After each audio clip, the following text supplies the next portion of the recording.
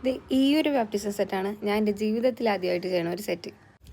കുഞ്ഞുങ്ങൾക്ക് വേണ്ടിയിട്ടുള്ള baptism set ചെയ്യണം എന്നുള്ളൊരാശയം മനസ്സിൽ വന്ന സമയത്ത് തന്നെ ഉണ്ടായിരുന്നൊരു ചോദ്യമാണ്, ഇത് ആർക്ക് വേണ്ടിയിട്ടാണ് നമ്മൾ ചെയ്യാൻ വേണ്ടി പോണേന്ന്.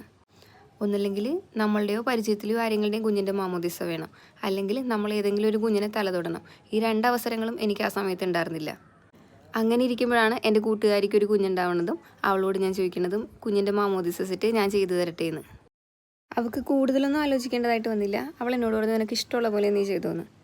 ഞാൻ എപ്പോഴേലും ഒരു മാമോദിസ സെറ്റ് ചെയ്യാനാണെങ്കിൽ അത് സ്മോക്ക് ചെയ്തിട്ടുള്ള ഡ്രസ്സായിരിക്കും അതിലെന്നുള്ളത് ഞാൻ ഉറപ്പിച്ചിട്ടുണ്ടായിരുന്നു. ഈ ഒരു കേസിൽ നമുക്ക് ഫുൾ സ്വാതന്ത്ര്യം നമുക്ക് ഉണ്ടായിരുന്നതുകൊണ്ട് തന്നെ ക്രോഷയുടെ ബൂട്ടീസും ഹെഡ് ബാൻഡും നെറ്റിൽ വന്നിട്ടുള്ള ബ്രോണറ്റും എല്ലാം നമ്മൾ തന്നെയാണ് ചെയ്തത്. ടിയാരയിലും ക്യാൻഡിലും വന്നിട്ടുള്ള പൂവെല്ലാം നമ്മൾ ആ ഒരു ഡ്രസ്സിൻ്റെ സെയിം മെറ്റീരിയൽ കൊണ്ട് തന്നെയാണ് ചെയ്തെടുത്തത്. ടവെല്ലാം ആദ്യമായിട്ട് നമ്മൾ മെഷീൻ എംബ്രോയ്ഡറി ചെയ്യേണ്ടതല്ല ആ ഒരു സമയത്താണ്.